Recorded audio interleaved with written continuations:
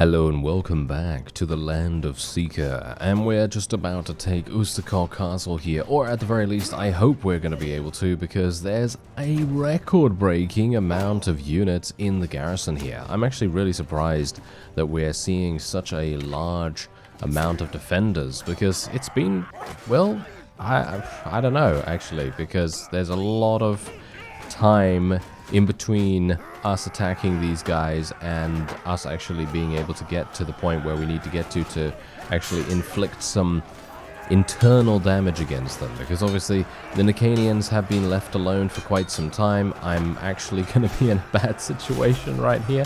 Alright, I guess I'm going to have to jump off. That was really bad. Yep, that was really bad. Can't really do much about that though, unfortunately. It's one of those times, you know, it's one of those times where we basically just have to kind of luck out a bit, you know, kind of luck out, just try to get by as best we can. And this is exactly the strength of the NEKENIANs, in my opinion. This is one of those times where they are literally just going to absolutely destroy any other faction, because they can defend so dramatically with such vigor as well. I'm actually going to jump off again. Yeah. Wow. Okay. I am really surprised. Okay, this is not going well for us one bit, and that's exactly the reason why I was really dubious about taking this, and actually also why I decided to actually show this in an episode, because here's the thing. I obviously said in the previous episode I was going to basically just take it off screen, because I thought, hey, you know what? I'm just going to take this. You know, just going to take it. It's probably going to be really easy and not difficult at all. Ha! How wrong I was. Oh yes, how wrong I was. Because now we've got these wonderful situations on our hands. And to be fair, I feel like this is actually kind of fun, because, I mean, generally apart from the fact that it's obviously very tricky, it is actually providing a good insight into the way that the game's difficulty curve actually works. Because here's the thing. Obviously, if you've seen the, you know, previous couple of episodes, you'd think to yourself, oh, yeah, it seems like, you know, we're doing okay, you know? We're doing alright. We're actually not having too many difficulties when it comes to taking any particular fief. We're not struggling to capture things or to win battles or anything like that. Sometimes we are, of course. You know, there are inevitably going to be those moments, but most of the time we're actually doing okay. However, look at this. This is a castle, right? This is a castle, and we almost died. I mean, I almost died, shall we say, because let's face it, I mean, my forces are completely fine. They have, well, yeah, as you can see. I mean, to be fair, the medicine skill is coming in super handy right here, because if I did not have that, we would be in a pretty grave position, and we'd probably not actually be only having 9 deaths, you know. We would have so many more deaths as a result of that. So, if you think about it, that's actually, well, that's actually pretty good, you know, because there's one thing that I really hate, and that is taking massive amounts of casualties when I have a high medicine, you know, medicine skill, or in the case of Warband, of course, high surgery skill. Because there have been times, and I'm gonna say it, there have been times, now that the siege is over, yeah, I can actually say it, because I was a bit worried about saying it and then literally getting, you know, jinxed or something like that, because that can happen as well. But yeah, there have been times where I have been playing Warband, and I have, you know, I don't know, 8, 9, 10 in surgery. I've even gotten some bonuses from some companions having surgery as well, so I have +4 as a result of that too. So in essence, I have, you know, 12, 13, 14 surgery. And that is the highest you can get, you know, that's the highest you can get. But in those moments, I have still sustained massive amounts of casualties. And I'm talking about actual casualties here, not, you know, not just wounded people or anything like that, but actual casualties that will just, you know, make you, you know, wish for even more surgery skill. But Yeah, anyway, we were able to take this, and generally I think my medicine, yeah, my medicine's okay. As you can see, it's 230, and you can see here, casualty survival chance is only 2 point... Surely that's not right. Only 2.3%? That's actually kind of weird. All right. I was actually thinking that it would be a lot more than that. That's kind of strange, because personally 2.3% it doesn't seem as though 2.3% is really the amount that we're gaining. You know, it seems like the benefit of medicine is a lot more powerful than that, which is kind of strange. Oh well, never mind. Okay, we're just gonna head on over here. I would like to tackle this guy if we can. There we go. And then we're just going to do a nice little auto-resolve here. Just get them out the way real fast. I'm kind of thinking I might want to take people prisoner. But I'm thinking maybe they're just going to join me in the end. I'm not entirely sure about that either. But I generally just want to take a quick look. Who has declared war against me? These guys? I have no idea who those fellows are. So I have no idea. But whatever the case, we're just going to be giving random vassals some things, just so they, you know, they stick with us for the moment. And if they do decide to, you know, leave us or something like that, then, well, they are welcome to do so if they want to, but it will be their last mistake. Indeed, it will be their last mistake. Okay, so actually, let me see here. Can I do a little bit of... Wow, yeah, there's not much in the marketplace here, kind of sad, but at least we have taken Ustakal Castle now, and now we are just going to head straight onward. I'm a little bit worried about my wounds at the moment. We have 43 wounded in my army, but that should be okay. Helgen, isn't that a wait a minute, isn't that a town in Skyrim or something? Isn't that the first town you come to when you first wake up, and they're taking you on the wagon? And they say that Helgen's been attacked or something like that. Isn't that that place? I don't know. It's been a long time since I played Skyrim, so yeah, I probably forget where this is. But I remember this is actually a town from there, or at least I think it is. Anyway, yeah, so the Lin have declared war against us, weirdly enough. Not entirely sure where they are or what they're doing, but we are now going to be going into Helgen. And, well, we'll see how we do here, because there are even more units here than there were before in the castle. And this is indeed a town, so we might have even more difficulties taking this.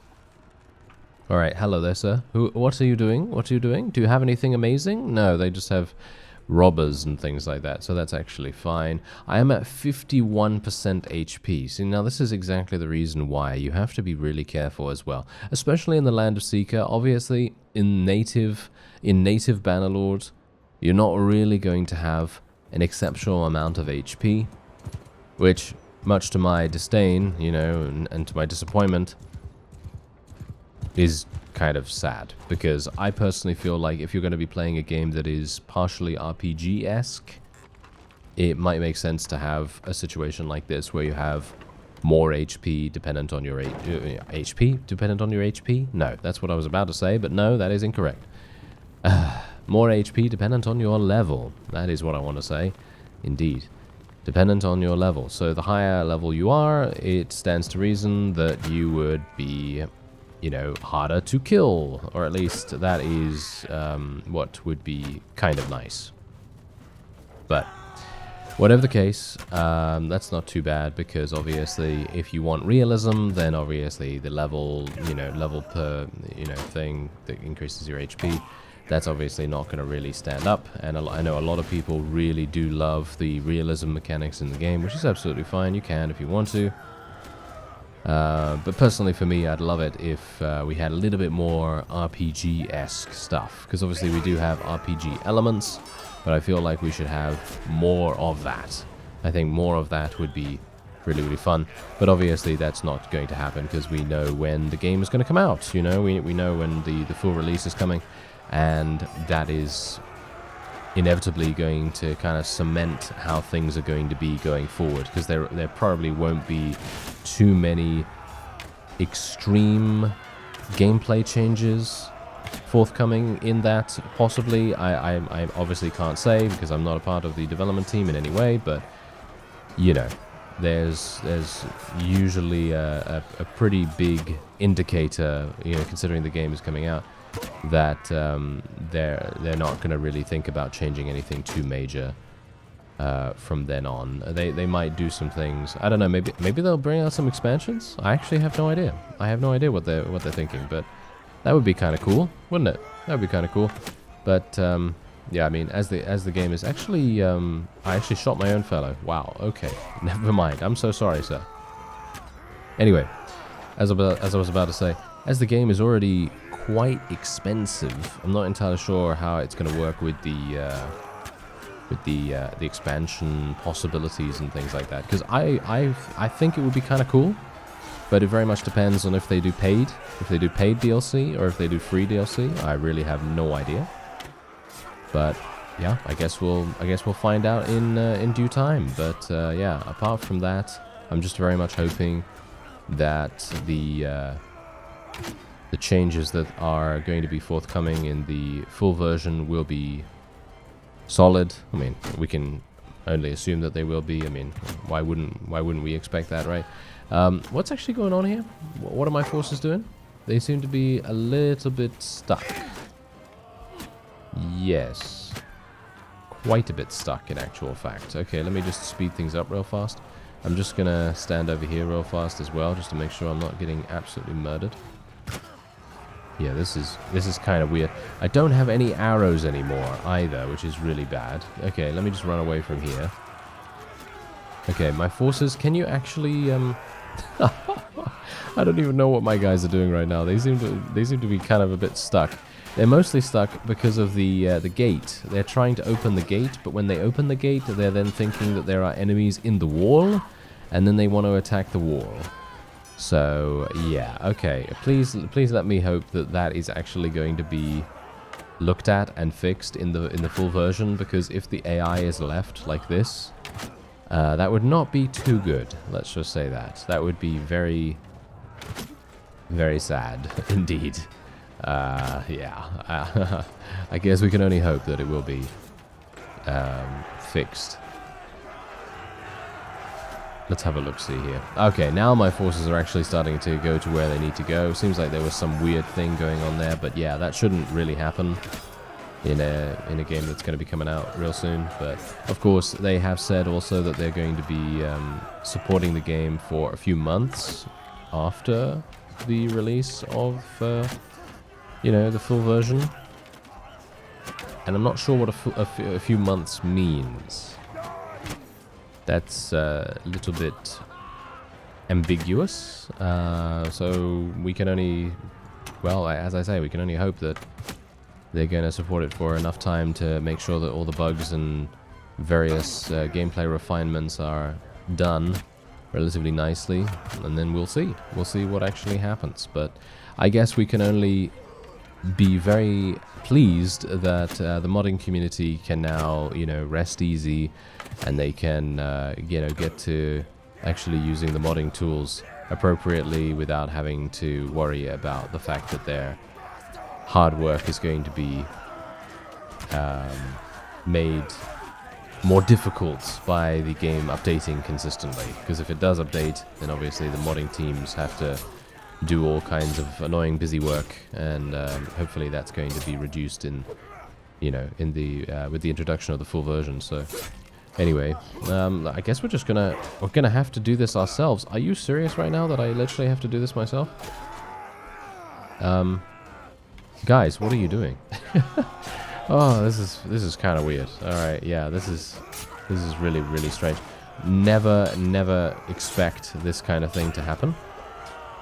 Because there have been, I've actually been singing the AI's praises quite a bit in the previous episode, at least, where I was basically just having a discussion with myself, more like, with you know, the differences between the Warband AI and the Bannerlord AI in sieges. And I was actually saying that the Bannerlord AI does a really good job of being aggressive and taking opportunities where they present themselves. But now look at what they're doing. Yes, let me actually just show you real fast. Look at this. What is this? This is some weird stuff going on here. And I am going to just zoom in real quick just to see exactly what's happening. Is there someone in the wall? Can I zoom in through the wall to have a look? No, it doesn't seem like that's working. Okay, so apparently someone just retreated or something like that. I have no idea, but whatever the case, we were able to achieve victory. I am going to have to go into the keep. But yeah, that's the kind of thing that I would very much hope is going to be fixed as we go into the full version. Because literally having... can you imagine going into a siege and you have... you know, just say that that's basically your only hope, you know? That's your only hope for being able to possibly create your own faction. Or, you know, being able to, I don't know, have your very own fief under your control. Or something along those lines. Let's say that's your only hope. And then all of a sudden, you have your entire army bug out... looking into a wall, just standing there, not doing anything useful, and then you end up losing because of that. That would be extremely frustrating, right? Yeah, that would be very frustrating. So hopefully that's not how it's going to be going forward, but yeah, as I say, we'll see. Anyway, we're just going to give this to Mr. Fawn over there. As I said before, we're probably just going to be giving these things to some of our new vassals. And, oh yeah, I should actually mention, some people were talking about... how it is in Warband when vassals join you after their faction is eliminated. Well, as far as I remember, basically what happens is if a faction is eliminated, which is somewhat a little bit difficult to do as it is anyway, because you do have to eliminate and indeed track down or try to track down as many of the enemy's vassals as possible. As far as I'm aware, you do need to do this to be able to eliminate them or force them into having morale that is so incredibly low that they just give up. I don't know what the actual requirements of the faction elimination are, but I do know that sometimes you actually do need to track these guys down, and it's actually pretty difficult sometimes to do that. Anyway, point is, when the faction is eliminated and vassals go to their respective preferred destinations, and that some of that could be your own faction as well. So for example, in my case, I obviously have the Kingdom of Reformia in my Warband playthrough, and some people might actually go ahead and join me. But here's the thing, they actually join, they do join the faction, but then they don't actually show up, as it were. They don't actually show up. They kind of stay in your home base, and they only show up on the world map in a more prominent fashion when you go into your home base and you accept them into your service. So that was the main reason why, when in one of the previous episodes of the Land of SIKA series, I was saying, what are these guys doing? They've just basically invited themselves to my faction, you know, and that's a little rude, isn't it? Yeah, it's just a little rude. Yeah, I'm obviously joking, because I don't really care too much about it, but, you know, it was just a way for me to say, hey, look at this, you know. So yeah, that's generally how I have come to understand that, the way that, you know, the thing with Warband works, and obviously Bannerlord is a little bit different in that respect, which is a bit strange. Oh, look at that guy. Wow, he went flying. That was fantastic. I love that. But yeah, I think it's a little bit strange that they do end up joining you forcefully.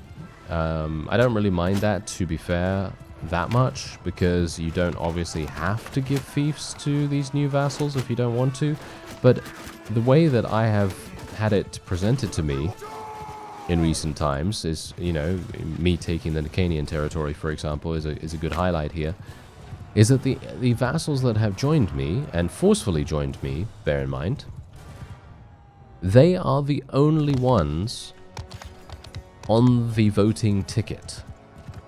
In other words, I have to give a fief to one of the 3 new vassals.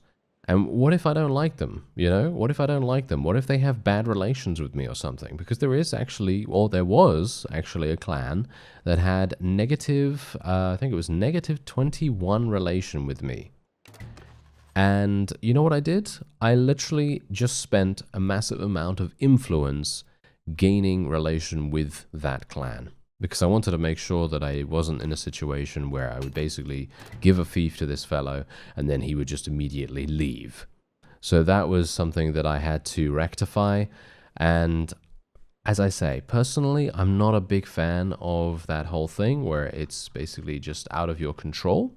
I don't like having vassals join without you actually deciding whether you want them to join or not. I think that it's a much better idea to make it so that you have full control over who you have under your command. Obviously, I'm not saying that that's a bad thing that they join you, because it's really good to have additional forces to help you out and things. But obviously, I'd like to choose. But yeah, I don't know. Anyway, this was the clan in question, as I wanted to show you them. And you can see here that they have plus 18 relation now, because I think I spent 800 influence or something like that, 800 influence or something, by just you know, clicking this support button here, and that basically just gets a whole bunch of relation with us. And that's pretty cool. But yeah, apart from that, everyone else is a clan that was created by me. And apart from these fellows right here, and they have 75 relation with me anyway. They actually like me a great deal for some reason or another. I'm not entirely sure how that happened. And obviously we have Lotus's clan as well, and they very much like us as well. So that's great. Anyway, we're now going to be heading on in to this next town. I am a little bit worried about this, to be fair, because I actually would have liked to have restored myself just that little bit more. We got a bit lucky in the previous town's siege because we were able to get a good layout. The layout was absolutely perfect. Really, really enjoyed that layout. Generally, as I've said before as well, I feel like it's very heavily dependent on what kind of layout you have. If you have a good layout in a siege, you're going to be absolutely fine. You're going to have no issues whatsoever, and you're going to have a whale of a time. But if the layout is unfavorable, don't even get me started on that. That's going to be, yeah, it's going to be really harsh. Anyway, I haven't leveled up in quite some time, unfortunately. I am level 37, so it's kind of to be expected that the leveling speed has now dramatically reduced. But hopefully we will level up sometime soon. I think I might need to level up smithing for me to be able to gain the next level quite fast. Someone actually did mention a while ago that no matter even if your skills are capped out, you will still earn experience towards the next level. I'm not sure how that really works. I'm not sure if that's actually accurate or not, because I haven't tested that. I don't know. But if it is that way, then that's absolutely fantastic, and that's a really nice design decision, because obviously if you were to make it so that the you know, the skills that are maxed out first don't give you experience towards your next level, I feel like that would be kind of counterintuitive, because obviously you're still, I mean, technically you're not gaining experience with your, in my case, in bow skill, but you're still gaining experience in general. You know, you're killing people, you're, you know, entering into battles, and the battle will inevitably give you some form of combat experience. It doesn't matter whether you gain experience with archery or with one-handed or anything like that. You're still gaining overall combat experience and becoming more of a veteran, as it were. So that kind of makes sense to gain, you know, generalized level experience. But from my kind of understanding of the whole system, at least this is what I believed before I saw that comment, because that was actually the only person that has, I think, mentioned anything about the experience system and how it works. So I'm actually really pleased that you brought that to my attention, because I was thinking to myself, wow, okay, if that's the way it works, then that's great. But if it's not, well, then we're going to be in for some pain, because then we're going to have these situations where I have to use skills and weapon types that I don't necessarily want to use just to gain some experience to level up, you know what I mean? So I'm actually unsure whether that is true, but if it is, then that's great. And if it isn't, well, then I just have to use other things. But yeah, that's the whole point. because then I'm going to have to use, you know, I'm going to have to do smithing, or I'm going to have to use one-handed, or, you know, two-handed, or so. Well, actually, yeah, two-handed, because I'm using a polearm at the moment. And I'm just going to hide over here, because the AI is really, really good, and knows how to navigate around their own siege equipment, as you can quite clearly tell. They're really, really good at this, which I find very amusing. And there's a nice little thrust right there. I was basically just lulling him into a full sense of security by attacking with overhead, because I'm just that good. I'm obviously joking, because I was just attacking him with overhead just in general, hoping that I could crush through his block. And I actually did crush through his block a couple of times, so that was pretty useful. But yeah. Anyway, yeah, that whole experience thing, I'm very much hoping that what I'll be able to do is take a look after this. I think we were 75 or 80% along the way towards the next level, towards level 38. So if we can take a look at it after this and see if I've actually gotten a little bit nearer to it, then at least we will know for certain how it works. Because otherwise it's going to be, yeah, it's going to be pretty bad. So we'll see. But apart from that, let's just try and survive, shall we? I'm going to need to do some damage to these archers here.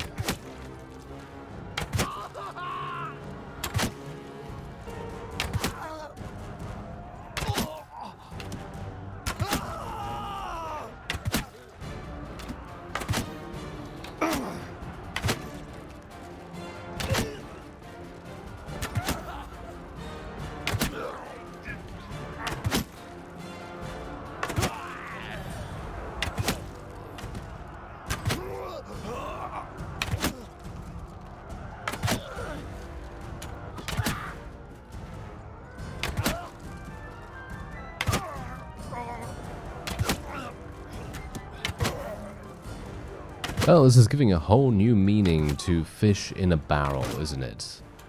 Yeah, not entirely sure what these guys are even thinking right now. Where's the arrow barrel, by the way?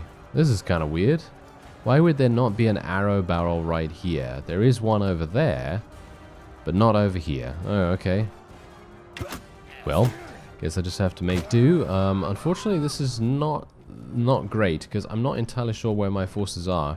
And this is another one of those times where, oh yeah, we're not actually getting any assistance from our forces right now.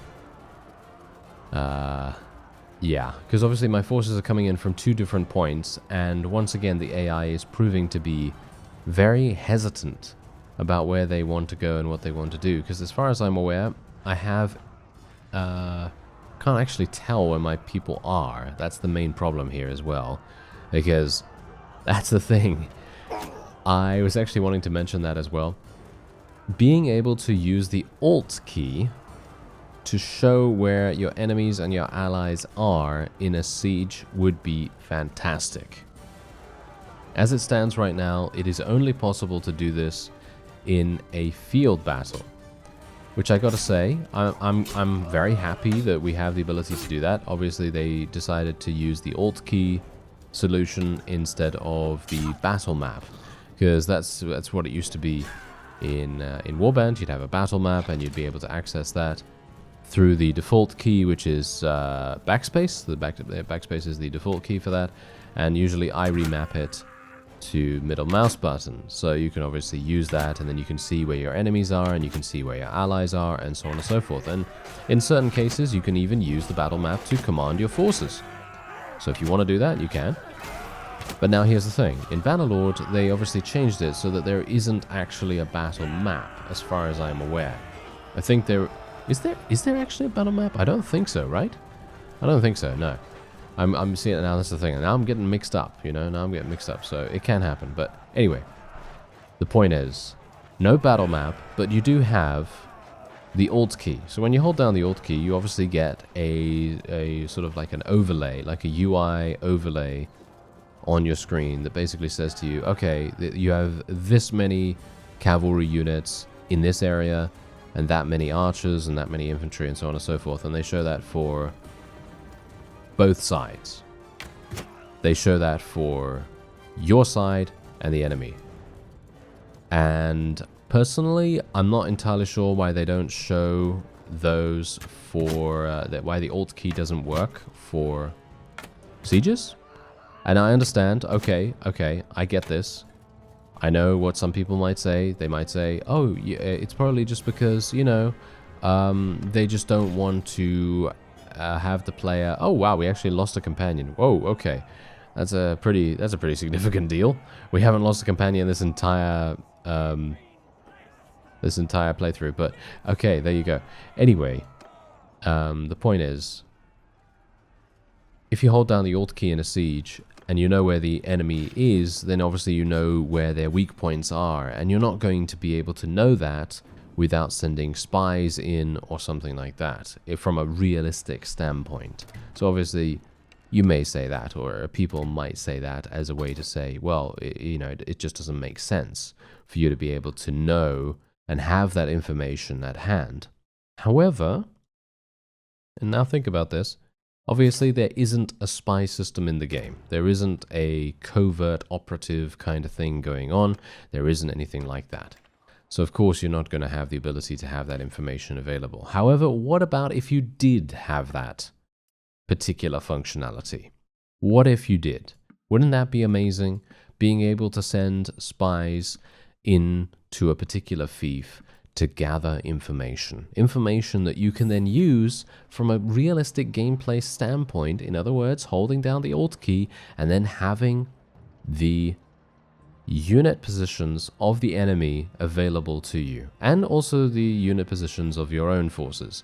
I think without using the spy, it would be a great idea to make it so that you would only have the ability to see your own units when holding down the alt key, and otherwise you wouldn't be able to see the enemy. Because there are many times where my forces have just completely disappeared into the streets of a particular town, and I have no idea where they've gone. And it turns out that they're all looking in the ground at some poor fellow that has gotten stuck in the geometry of the environment or something like that, and they can't get to him.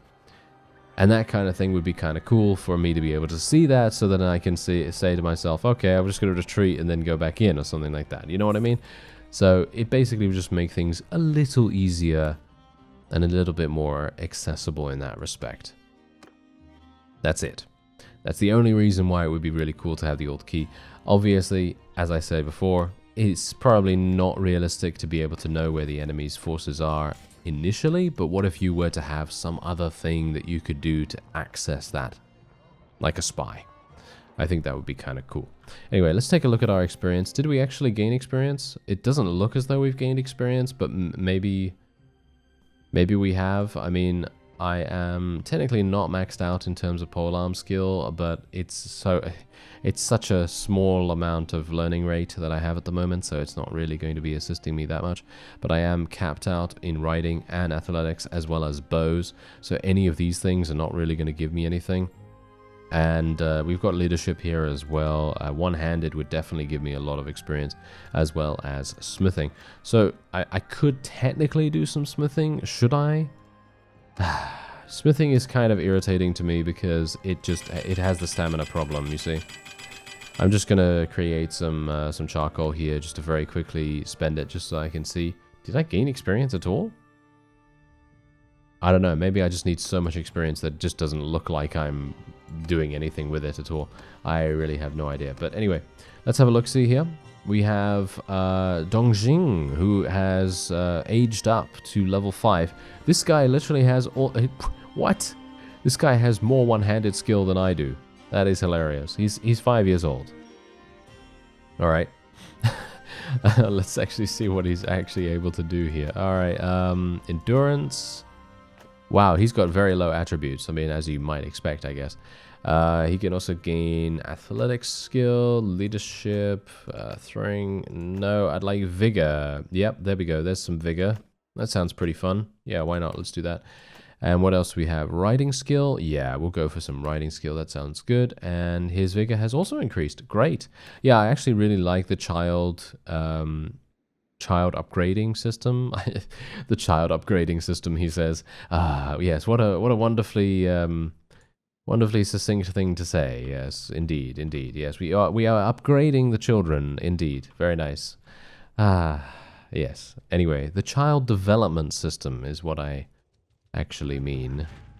Wonderful, isn't it? Okay, yeah, so one of our armies was actually defeated at Koblenstad over there, which is really bad. The Prowen have also declared war against me, which is also really bad. Okay. And I am now going over to Vladiv Castle. What's going on here? Oh, Olikor has also advanced to age 5. Okay, that's pretty good. Let's go and get some endurance skill. Let's get some more riding skill. And his cunning has increased. Why? Why? His ability to lie his way out of trouble. Wait a minute. What's actually going on here? Your tutor throws up his hands in the air at Olikor's ability to lie his way out of trouble, but can't help but admire it a little. What? What? Age 5, and is already lying his way out of trouble. All right, okay. I don't even know what to say. I don't even know what to say to that. That's very, very funny. All right, yeah. Anyway, I guess we'll just build a siege. I don't even know what to even do. You know what? I'm actually just going to end the episode off here because I obviously have a siege going on over there. They're probably going to be able to take that back really, really easily, but that's okay because we then have another army coming over and hopefully they're going to be able to take Koblenstad. I would very much appreciate if they would. And then I'm going to head on to the next town. I'm probably going to take the town on screen in the next episode. I thank you very much for watching and I'll see you next time.